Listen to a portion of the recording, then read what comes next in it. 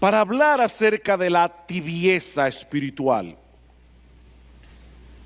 El Señor ha puesto una carga en nuestro corazón en ese sentido.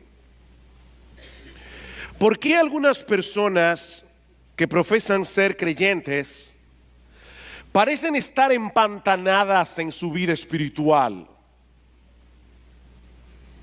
Eso nos llevó a considerar hace 2 semanas un texto que se encuentra en la segunda carta a los Corintios, donde el apóstol Pablo nos dice que el proceso de santificación del creyente avanza en la misma medida en que contemplamos la gloria de nuestro Señor Jesucristo, tal como es revelada en el Evangelio. Contemplando su gloria, dice Pablo, somos transformados de gloria en la misma imagen del Señor. Y el principio espiritual que está detrás de la enseñanza de ese texto es que todo el mundo termina pareciéndose al objeto de su adoración. Tú te conviertes en lo que adoras. Es por eso que el tema de la idolatría es tan crucial como vimos la semana pasada. Y debo aclarar que al hablar de idolatría no debemos pensar en un grupo de paganos ignorantes postrados delante de la estatua de un dios. No, todo aquello que suplanta a Dios en el centro de nuestros afectos es un ídolo. Puede ser una persona, puede ser una posesión, puede ser una actividad. Cualquier cosa que nosotros deseemos más de lo que deseamos a Dios. Eso es idolatría. Y mis hermanos, en la misma medida en que nosotros permitimos que Dios sea desplazado del centro de nuestros afectos por esas otras cosas, en esa misma medida disminuye nuestra capacidad de ver la gloria de Cristo y nuestro proceso de santificación es obstaculizado. Y sí, estoy hablando de creyentes que estamos luchando con la idolatría. Recuerden lo que veíamos la semana pasada, primera de Juan 5:21, hijitos, guardaos de los ídolos. Los cristianos tenemos que guardarnos de la idolatría. Es por eso, mis hermanos, que no sirve de nada tratar de cambiar una conducta cuando no estamos lidiando con el ídolo del corazón que está produciendo esa conducta. Estamos tratando con la fiebre, no con la infección. ¿Cuál es el remedio entonces para la tibieza espiritual? Arrepentirnos de nuestra idolatría y volver otra vez a poner nuestros ojos en Cristo como el máximo objeto de nuestra adoración, como el máximo objeto de nuestro deleite, como el máximo objeto de nuestra admiración, de nuestro amor. Arrepentirnos y creer. Mis hermanos, si nosotros queremos seguir avanzando en nuestro proceso de santificación, debemos contemplar la gloria de Cristo. No hay otra forma de hacerlo. Ahora, ¿en qué consiste esa gloria? Hermanos, ¿qué es lo que hace de Cristo el ser más admirable de todo el universo? Bueno, como yo voy a estar concentrado en esa pregunta, vamos a pensar por un momento en la admiración en sentido general. Yo estoy seguro que todos aquí alguna vez han admirado a alguien o admiran a alguien. Cuando nosotros decimos admirar a una persona, usualmente se debe al balance que nosotros vemos en los rasgos más característicos de su personalidad. Es la armonía de sus virtudes lo que suele llamarnos la atención en aquellos individuos que consideramos admirables.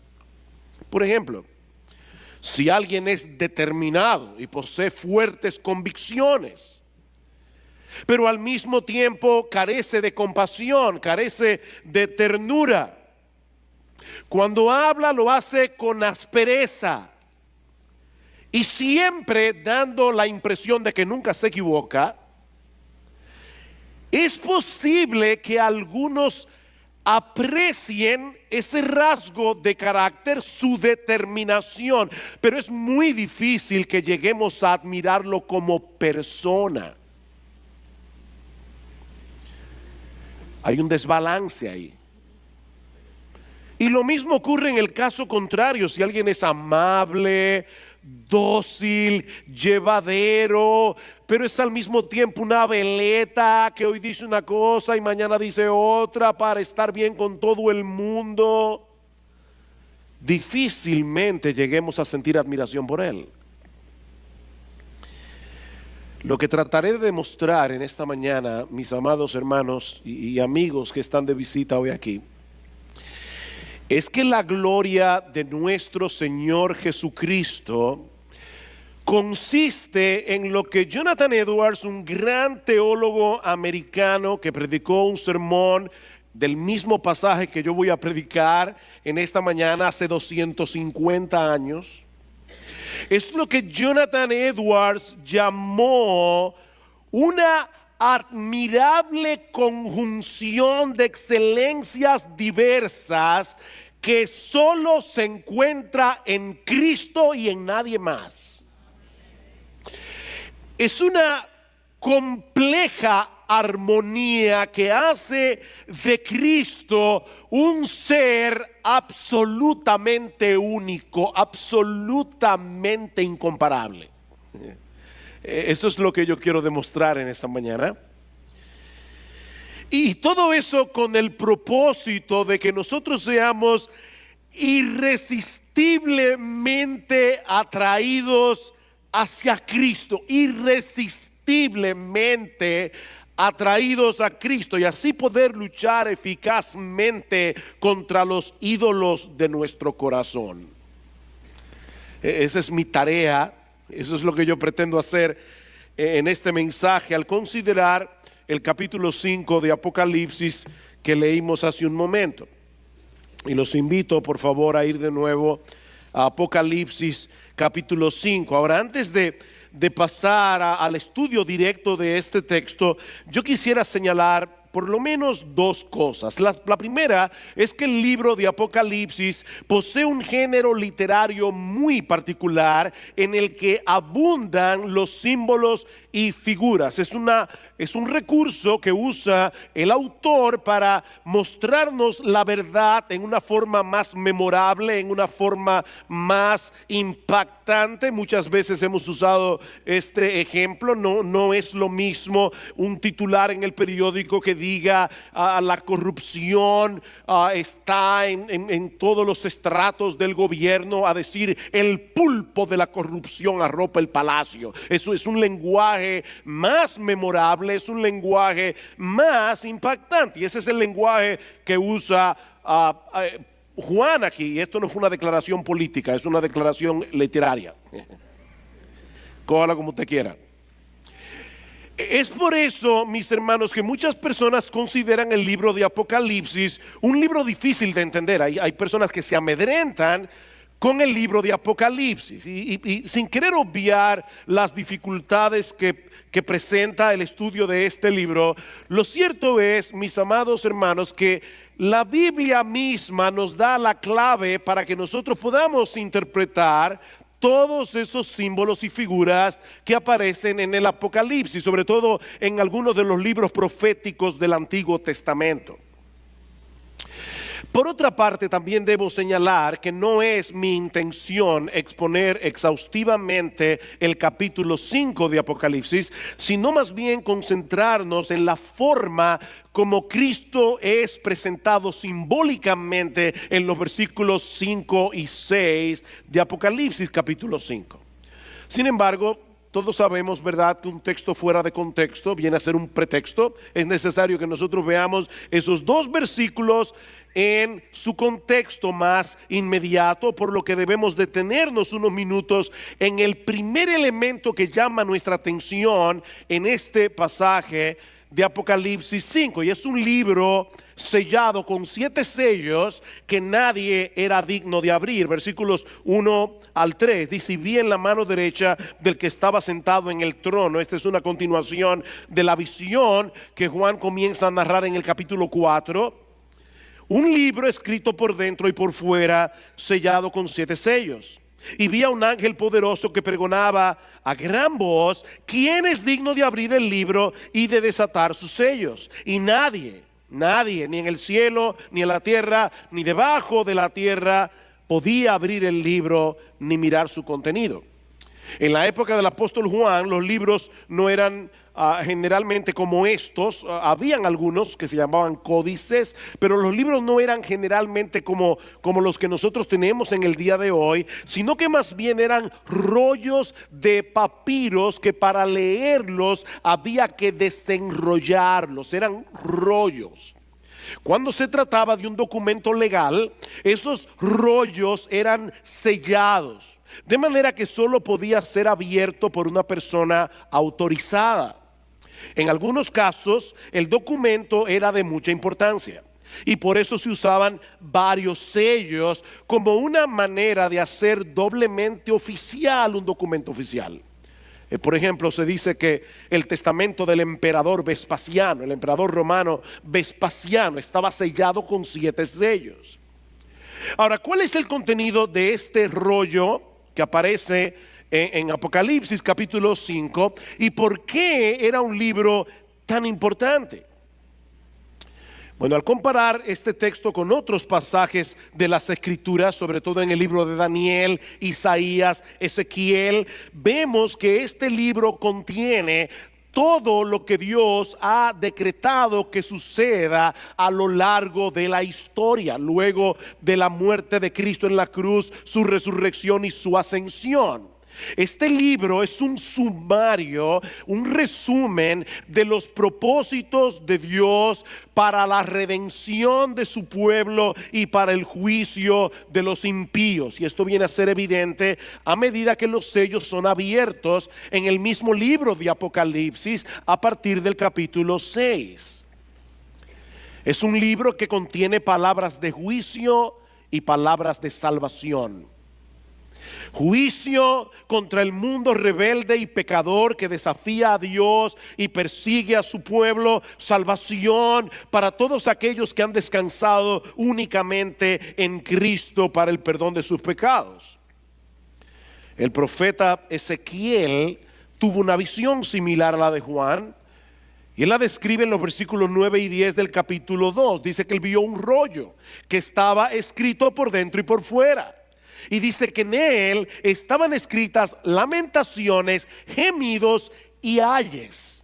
Este libro contiene la clave para la ejecución de los propósitos de Dios para todas sus criaturas humanas y angélicas, creyentes e incrédulas. Pero hay un problema. Juan contempla en su visión a un ángel poderoso que aparece en la corte celestial lanzando un reto al universo a gran voz. ¿Quién es digno de abrir el libro y de desatar sus sellos? En otras palabras, ¿hay alguien en algún lugar del universo que pueda poner en marcha los decretos de Dios para que la historia siga su curso hasta la consumación final en el castigo de los impíos y en el reinado de los justos? ¿Hay alguien que sea lo suficientemente digno como para poder acercarse al trono de Dios, tomar el libro de su mano y desatar sus sellos? Ahora, mis hermanos, no olviden que este es el Dios que es descrito en el capítulo 4 de Apocalipsis, sentado en un trono del cual salían relámpagos, voces y truenos, como cantábamos hace un momento. En otras palabras, estamos hablando de un Dios perfecto en santidad. Estamos hablando de un Dios de majestad terrible. Estamos hablando de un Dios perfecto en justicia. Un Dios al que nadie, absolutamente nadie puede tener acceso sin un mediador. Y Juan nos dice, no había nadie. El ángel lanza el reto y solo hay silencio. No había nadie, ni en el cielo, los ángeles de Dios, ni en la tierra, ningún ser humano, ni debajo de la tierra, como si dijera, ni siquiera vemos en la historia pasada los que ya han muerto y no hay nadie digno. Nunca lo ha habido. Nadie digno que pueda acercarse al trono, tomar el libro y desatar sus sellos. Dice Juan que ni siquiera podían mirar el libro. Ni los ángeles de más alto rango que están alrededor del trono podían hacer eso. Nadie es lo suficientemente digno como para poder poner en marcha los decretos de Dios. De ahí la angustia de Juan en el versículo 4. Y yo lloraba mucho, porque nadie había sido hallado digno de abrir el libro, ni de mirar su contenido. Juan está angustiado en gran manera, porque mis hermanos, si este libro no es abierto, los decretos de Dios serán frustrados. A menos que alguien pudiera tomar el libro, romper sus sellos, los propósitos redentores y judiciales de Dios no tendrían cumplimiento. ¿Saben lo que eso significa, mis hermanos? Que todos aquellos que violaron impunemente su ley moral, todos aquellos que maltrataron a su pueblo, todos los que blasfemaron su nombre, todos los que trataron de obstaculizar el avance del evangelio quedarán sin castigo. ¿Saben lo que eso significa para el pueblo de Dios? No habría esperanza alguna para nosotros si no se abre ese libro. No habría segunda venida. No habría cielos nuevos y tierra nueva. El paraíso que Adán y Eva perdieron por su desobediencia nunca sería recobrado. Todas las grandes promesas de Dios reveladas en su palabra serían palabras al viento, y Satanás y sus huestes demoníacas se saldrían con la suya. Cientos de miles de oraciones que cientos de miles de creyentes han estado elevando al trono de Dios a través de los siglos quedarían sin respuesta si este libro no es abierto. Así que Juan no estaba angustiado porque nadie podía satisfacer su curiosidad acerca de la escatología. No. Esta angustia de Juan representa el anhelo de la iglesia de Cristo clamando a través de los siglos: oh Dios, que venga tu reino y que se haga tu voluntad en la tierra así como se hace en los cielos. Este es el lamento de un hombre que quiere ver el triunfo de los planes redentores de Dios. Pero entonces uno de los ancianos que estaba alrededor del trono se acerca a Juan para darle una buenísima noticia. Hay uno, solo uno, con la autoridad y la dignidad necesarias para acercarse al trono, tomar el libro y romper sus sellos. Y mis hermanos, de verdad, yo creo que Apocalipsis capítulo 5 es uno de los pasajes más impresionantes de toda la Biblia. Versículo 5. Entonces, uno de los ancianos me dijo: no llores, deja de llorar, es lo que el texto dice. Mira, el león de la tribu de Judá, la raíz de David, ha vencido para abrir el libro y sus 7 sellos. Cristo es el león de la tribu de Judá que ha vencido, y esa es una expresión que hace referencia a la profecía de Jacob en Génesis capítulo 49 versículo 9, donde se compara a Judá. Cuando Jacob está bendiciendo a sus hijos, él compara a Judá con un cachorro de león del cual habría de venir el hijo de la promesa. Era a través de Judá que iba a venir el Salvador prometido, Adán y Eva en el huerto del Edén. Fue de esa tribu, de la tribu de Judá, que nació el rey David muchos años más tarde, y Dios hace un pacto con David y le promete que de su descendencia vendría el Mesías, el que se habría de sentar en su trono. Es por eso que el Señor es reseñalado también aquí como el linaje, la raíz del linaje de David. Ahora, yo no sé si ustedes captaron aquí algo, pero es interesante que Cristo sea señalado de esa manera, porque David antecede a Jesús por más de 1000 años. A Jesús como hombre. Jesús desciende de David en su naturaleza humana. Sin embargo, ¿notaron que en este texto no se describe a David como la raíz de Jesús? Que debería ser lo lógico.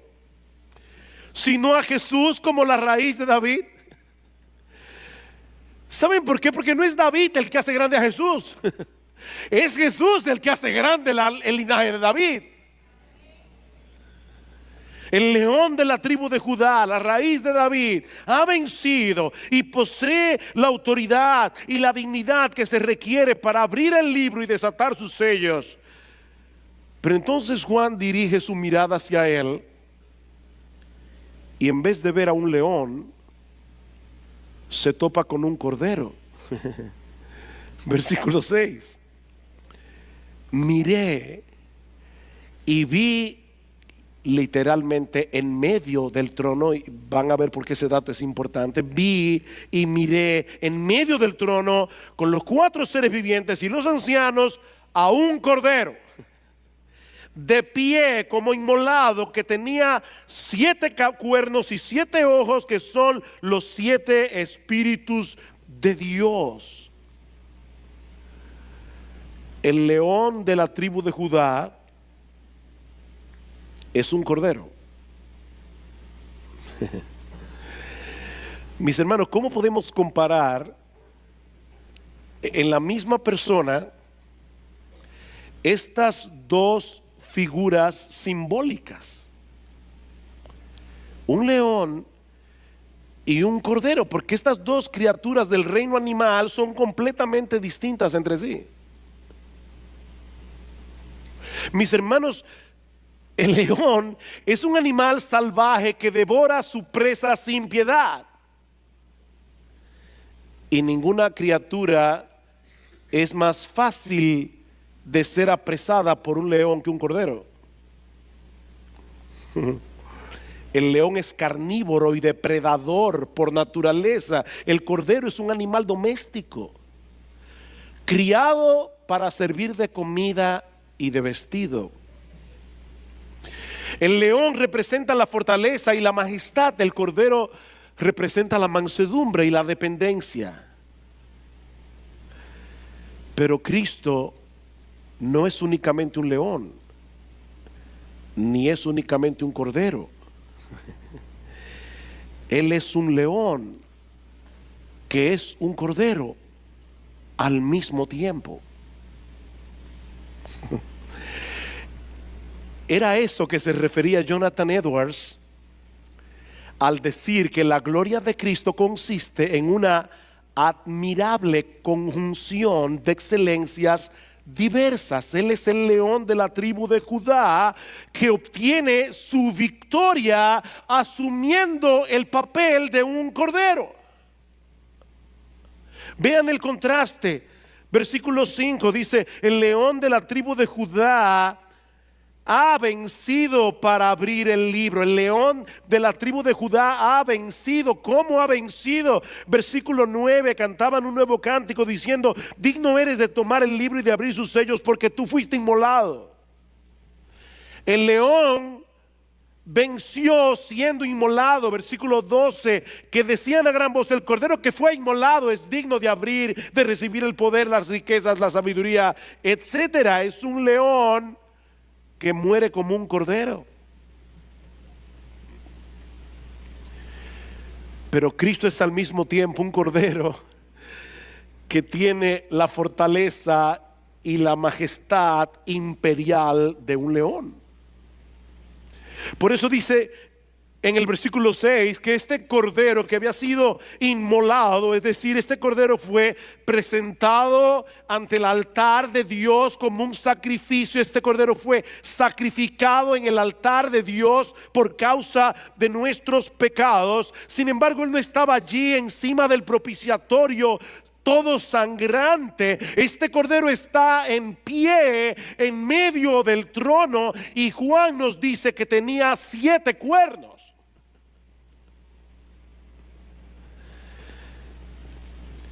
A través de las escrituras, y yo no tengo el tiempo ahora para probar con textos cada una de estas cosas, pero a través de las escrituras y en el mismo libro de Apocalipsis, nosotros vemos que el cuerno representa el poder y la autoridad. Poder y autoridad. Y el número 7 representa lo perfecto, representa lo completo. Este cordero que fue inmolado posee todo el poder. Este cordero posee toda la autoridad, de tal manera que algún día todos sus enemigos serán puestos por estrado de sus pies. Capítulo 6, versículo 15. Cuando el cordero abre el 6º sello, dice que los reyes de la tierra y los grandes, los comandantes, los ricos, los poderosos, todo siervo, todo libre, se escondieron en las cuevas y entre las peñas de los montes, y decían a los montes y a las peñas: caed sobre nosotros y escondednos de la presencia del que está sentado en el trono y de la ira del cordero. La ira del cordero, porque el gran día de la ira ha llegado, y ¿quién podrá sostenerse?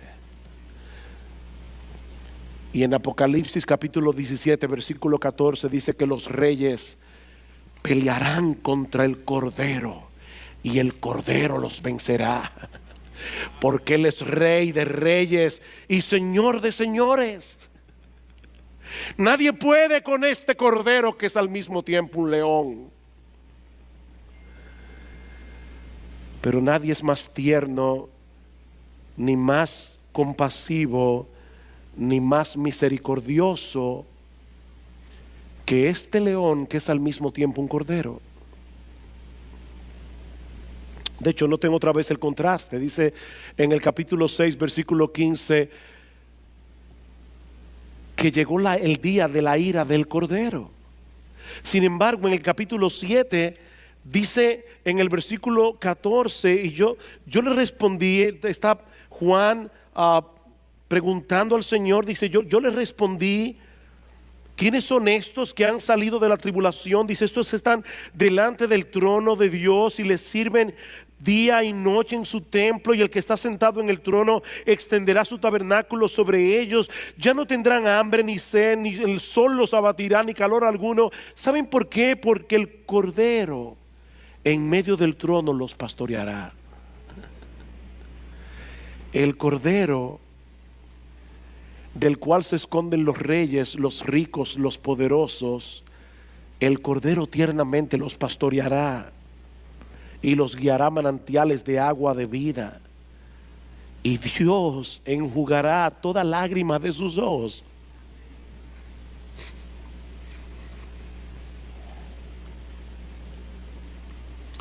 Ellos no están temblando delante del cordero.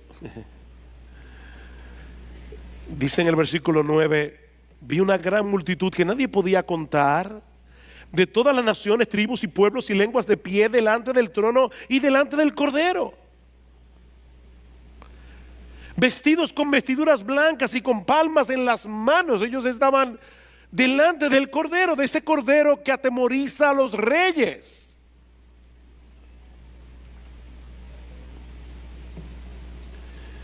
De hecho, en el capítulo 5, y estoy aquí aguantando la tentación para no entrar a estudiar el texto porque no es mi propósito, pero dice que en el versículo 8 dice que los 24 ancianos, cada uno tenía un arpa. Y eso es lo que hace que algunas personas en algunas caricaturas presenten a los creyentes en el cielo, ¿verdad? Saltando de nube en nube con un arpa en la mano. No, en el Antiguo Testamento el arpa era un instrumento muy diferente. El arpa era un instrumento de gozo. Por eso es que en uno de los salmos, dicen los salmos, los creyentes de Judá cuando estaban en el exilio en Babilonia, dice, nos piden que tomemos nuestras arpas y cantemos nuestras canciones. Pero ¿cómo podemos cantar canciones de gozo en el exilio? Pero cuando estemos en el cielo estaremos en nuestro hogar. Así que no te imagines tocando arpa, porque te puede sonar muy aburrido. Mira, si tú quieres ponlo de esta manera, como lo oía a alguien esta semana, vamos a tener un banjo y vamos a estar alabando a Dios con un banjo. Sí, yo sé que el cielo es un lugar de reverencia, es un lugar solemne, pero es un lugar de fiesta porque estamos delante del Cordero.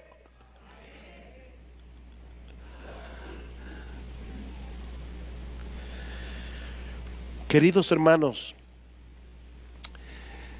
lo que Juan nos está presentando aquí es que en la persona de nuestro Señor Jesucristo se conjugan al mismo tiempo un conjunto de características que ninguna otra persona del mundo posee.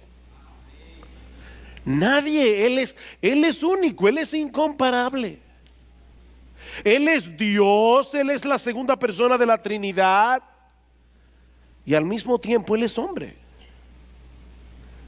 Eso es más que evidente en los capítulos 4 y 5 de Apocalipsis. Si comparamos estos capítulos, en el capítulo 4 Juan nos dice en el versículo 2 que él vio un trono en los cielos y a uno sentado en el trono, en una obvia referencia a Dios el Padre. Y luego comienza a describir a un grupo de criaturas que se encuentran alrededor del trono y delante del trono adorando a Dios. Pero cuando se describe al Cordero en el capítulo 5, dice literalmente que Él está, como dice la Reina Valera, en medio del trono y de los 4 seres vivientes y en medio de los ancianos, un cordero como inmolado. Todos están alrededor del trono, pero Él está en el trono, en el medio del trono, porque Él es Dios. En el capítulo 4 vemos a las criaturas celestiales adorando a Dios. Versículo 8, santo, santo, santo es el Señor Dios Todopoderoso, como cantábamos ahora, el que era, el que es y quien vendrá. Versículo 11 del capítulo 4, Señor, digno eres de recibir la gloria, la honra, el poder, porque tú creaste todas las cosas y por tu voluntad existen y fueron creadas. Pero entonces llegamos al capítulo 5 y encontramos a estas mismas criaturas celestiales adorando al Cordero. Versículo 9, digno eres de tomar el libro y de abrir sus sellos, porque tú fuiste inmolado. Versículo 12, el Cordero que fue inmolado, digno es de recibir el poder, las riquezas, la sabiduría, la fortaleza, el honor, la gloria, la alabanza. Y a toda cosa creada que está en el cielo, sobre la tierra y debajo de la tierra y en el mar, y a todas las cosas que en ellos hay, oí decir. No pierdan de vista el contraste, hermanos. En el capítulo 4 Dios es adorado como el creador de todas las cosas. En el capítulo 5 vemos a todas las cosas adorando al Cordero. A todas las cosas que en ellos hay, oí decir al que está sentado en el trono y al Cordero, sea la alabanza, la honra, la gloria y el dominio por los siglos de los siglos. De manera que Cristo es Dios y como tal posee todos los atributos que hacen que Dios sea Dios.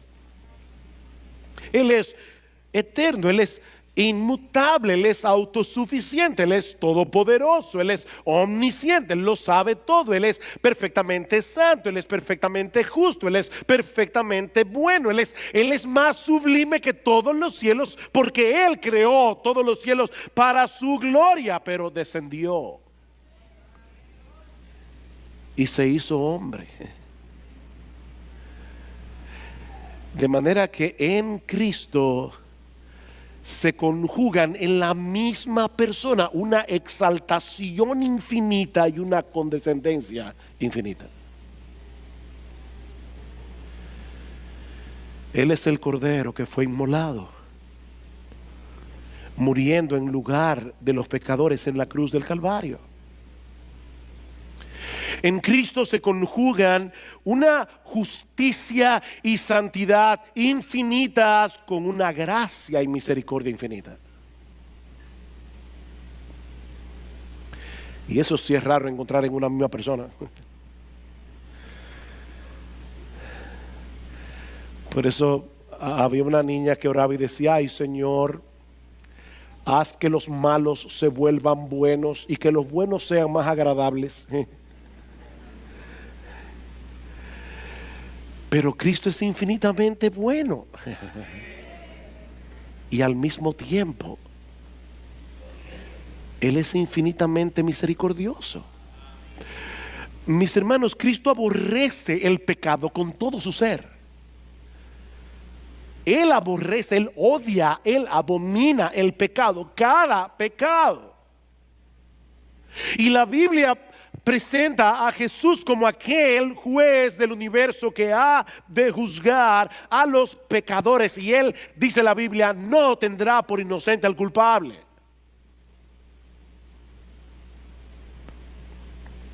Pero aún así, Él decidió amar a pecadores y derramar sobre ellos su gracia a través de un costosísimo plan de redención que hace posible el perdón de nuestros pecados sin pasar por alto su justicia, porque el justo murió por los injustos para llevarnos a Dios. Hermanos, piensen en esto. Jesús ama a su Padre. Él ama a su Padre. Él se deleita más que nada en la comunión con su Padre. Pero al mismo tiempo, Él viene a dar su vida para rescatar a aquellos que aborrecían a su Padre.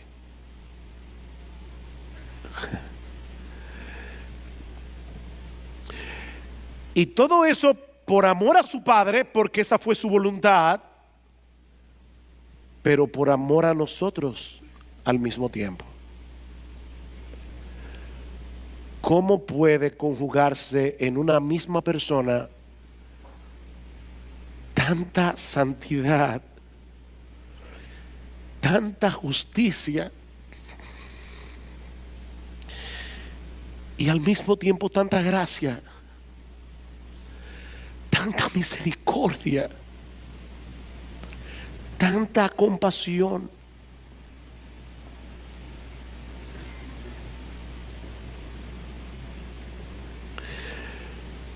En Cristo se conjugan una profunda reverencia hacia Dios, siendo Él al mismo tiempo igual a Dios. Es de esa forma que Pablo exhorta a los filipenses a que sean más humildes. Dice: tengan ustedes esa misma forma de pensar que hubo también en Cristo Jesús, que siendo en forma de Dios, y ya hemos explicado otras veces esa expresión griega morfe, tutheu, en griego morfe, no es una forma externa, es en el griego la palabra morfe, la palabra forma, señala ese conjunto de características que hacen que una cosa sea esa cosa y no otra cosa.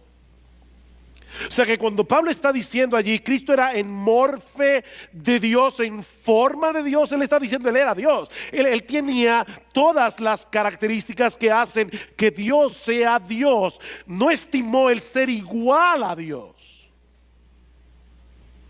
como cosa que aferrarse,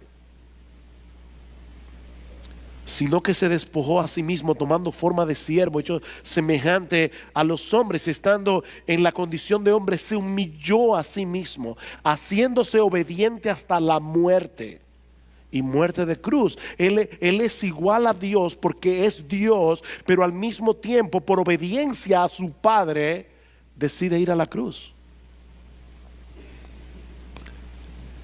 Es igual a Dios, pero se postra en reverencia para orar delante de Él, como dice Lucas capítulo 22, versículo 21. Como Dios, él posee dominio absoluto sobre todo lo creado. Lo demostró muchas veces durante su ministerio terrenal, manifestando su poder sobre los demonios, manifestando su poder sobre la naturaleza. Cristo es Dios, Él posee dominio universal, pero asume una naturaleza humana, y en esa naturaleza Él depende enteramente de su Padre Celestial.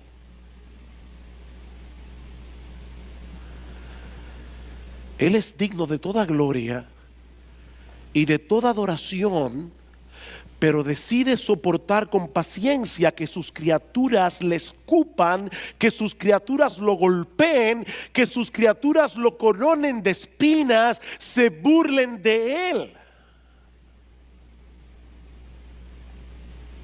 Y tú y yo sabemos muy bien lo difícil que es para cualquiera de nosotros ser maltratado injustamente.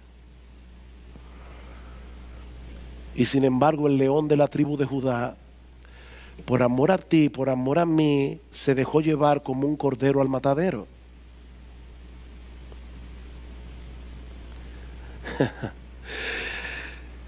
Y al morir en debilidad,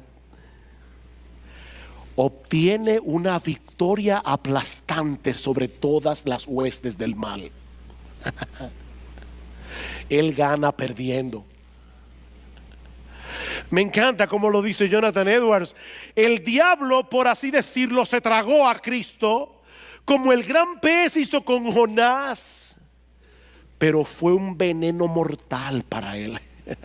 Cristo le dio una herida mortal en sus propias entrañas, así que pronto enfermó por causa de su bocado y se vio obligado a hacer con él lo que el gran pez hizo con Jonás. La tierra tuvo que vomitarlo. La tumba no los pudo retener. Y dice Edwards, y hasta el día de hoy el diablo continúa padeciendo la enfermedad que le produjo a aquello que en aquel momento se tragó como una presa. Wow.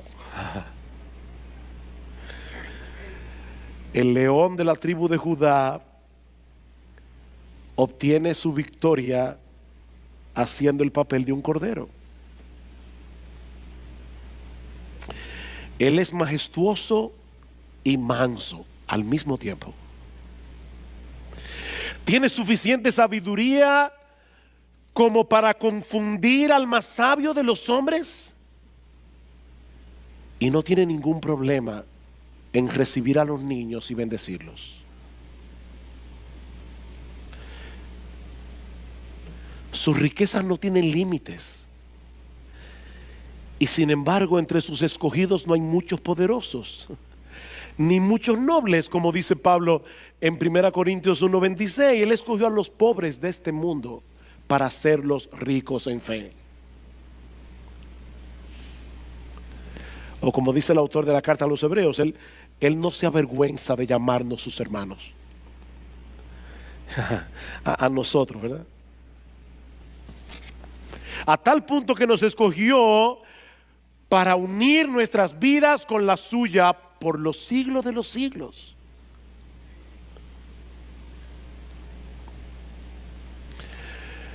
Todos sabemos lo que suele ocurrir cuando un ser humano tiene o más dinero, o más educación, o más conocimiento o más lo que sea.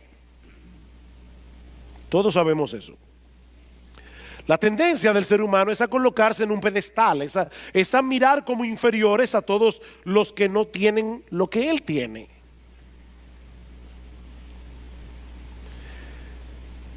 Pero nuestro Señor Jesucristo, que es el más grande, no tiene inconveniente en asociarse con los más débiles y con los despreciados de este mundo.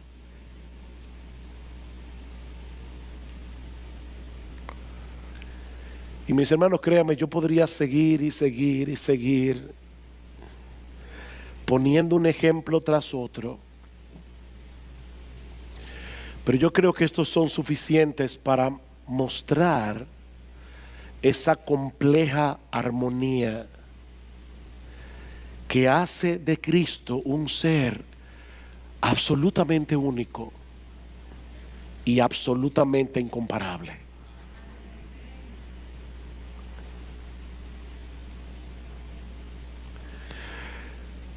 Todos los que me conocen saben que yo odio los clichés.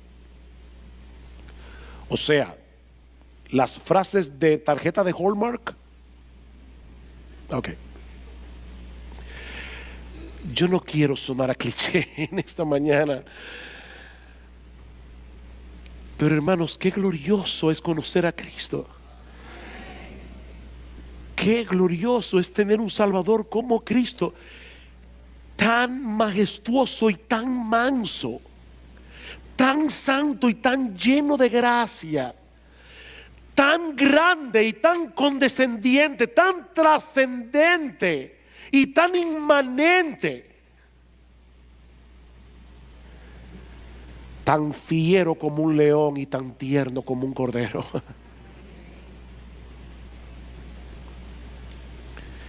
¿Acaso no debería Él ser el máximo objeto de nuestro amor, de nuestra confianza y de nuestra adoración?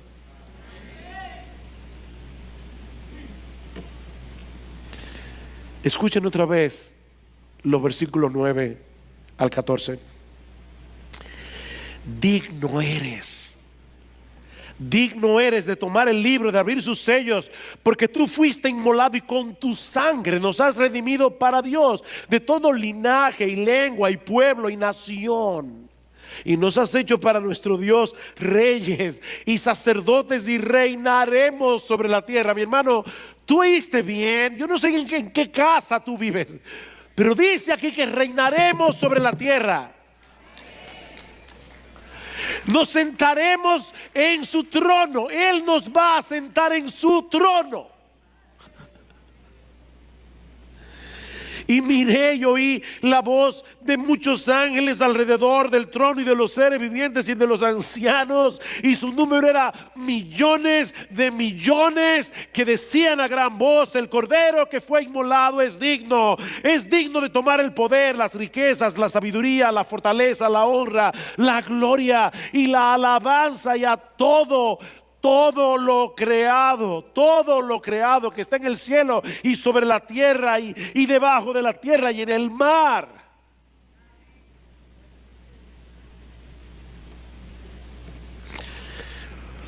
Y a todas las cosas que en ellos hay, oí decir al que está sentado en el trono y al Cordero: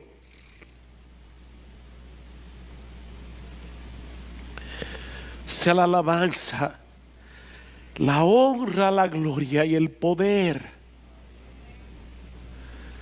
por los siglos de los siglos.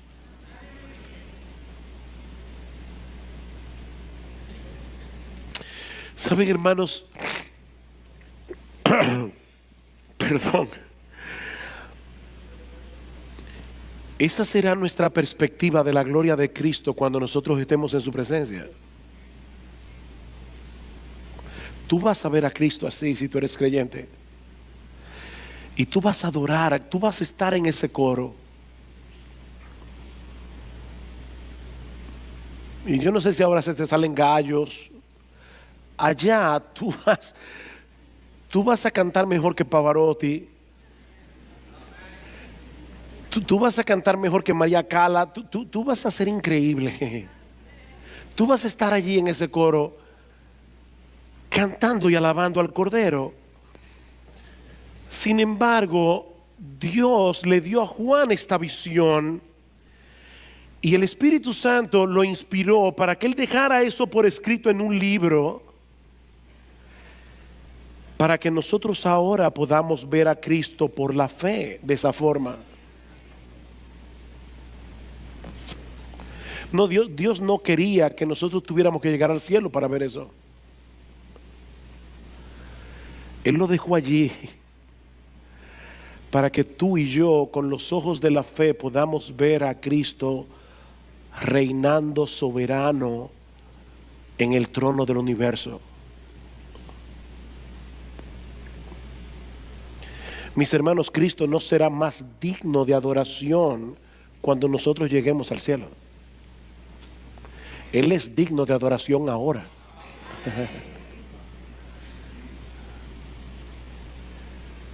Y ahora tú eres parte de ese pueblo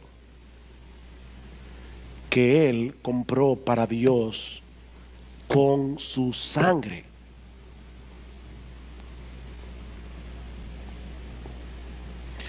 Sí, nuestro entendimiento de todas esas cosas es muy limitado de este lado del cielo y nuestro pecado muchas veces oscurece nuestra visión, pero ¿saben qué, hermanos? Lo que Dios nos ha revelado en su palabra acerca de la gloria de nuestro Salvador es suficiente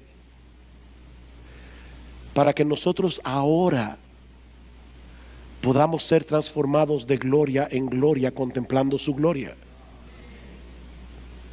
en la misma imagen.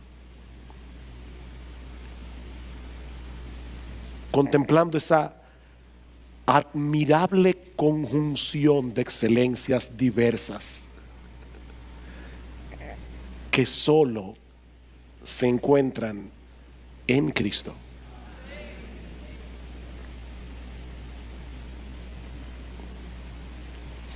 Mi hermano, Él es el Salvador que nosotros necesitamos.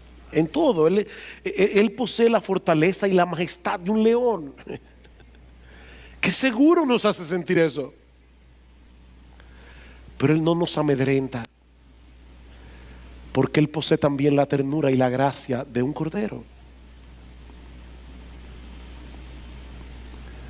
Los que han leído las crónicas de Narnia recordarán seguro esa conversación entre Lucy y el fauno cuando le dicen, pero ¿por qué Aslan no viene? Y dice, es que Aslan no aparece cuando tú quieras. Él es un león que no puede ser domado. Y sin embargo, la niña se acerca y le acaricia la melena.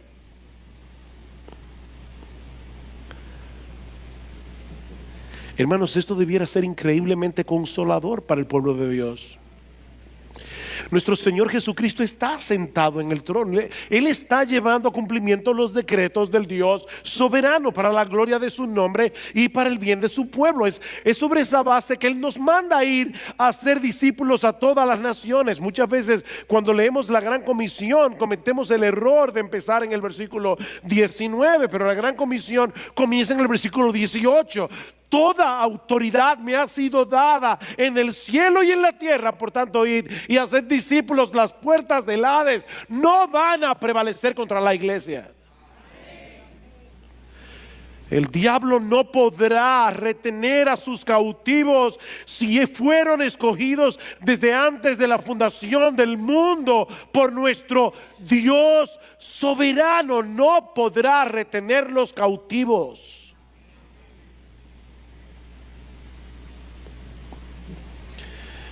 Oh, mi hermano, no permitas que las cosas de este mundo desvíen tu mirada hacia otros salvadores.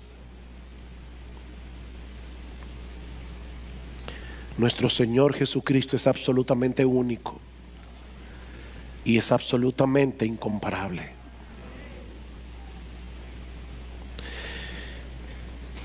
Y mi amigo, si tú estás aquí sin Cristo, yo quiero dejar una pregunta en tu corazón. ¿Qué es eso que estás disfrutando de este mundo, que es tan fantástico que tú eres capaz de intercambiarlo por Cristo.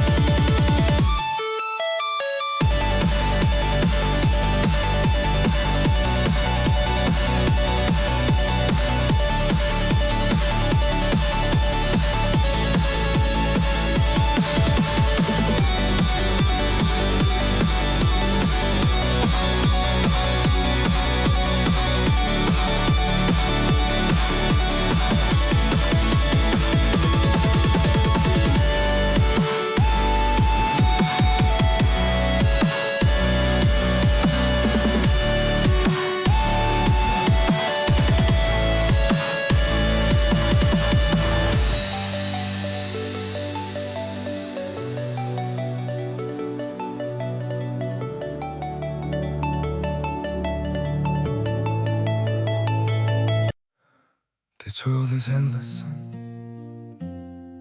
so wide, so broad, but somehow I'm still lost in you.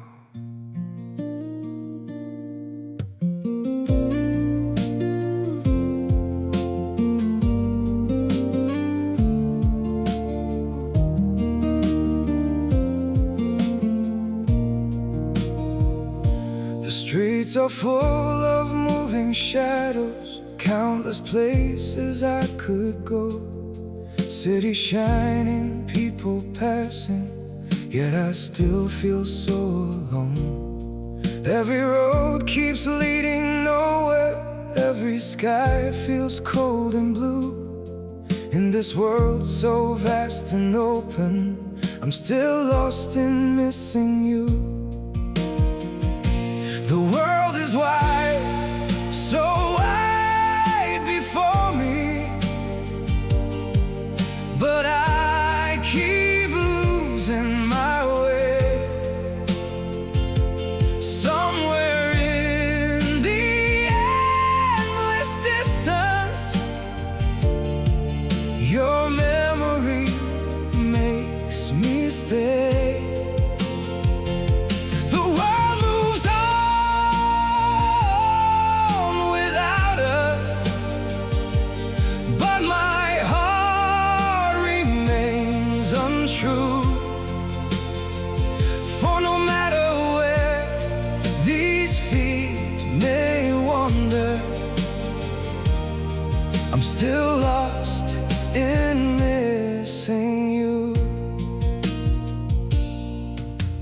I've tried to outrun silence, tried to leave your ghost behind, but your name still echoes softly through the corners of my mind. The world is wide, so wide before me, but I keep losing my way. Somewhere in the endless distance, your memory makes me stay. The world moves on without us, but my heart remains untrue. For no matter where these feet may wander, I'm still lost in missing you. Maybe someday I'll stop searching for your face in every crowd, but until that day, this broken heart will keep calling your name out. The world is wide, so wide before me, but I keep losing my way. Somewhere in the endless distance, your memory makes me stay. The world moves on without us, but my heart remains untrue. For no matter where these feet may wander, I'm still lost in missing you.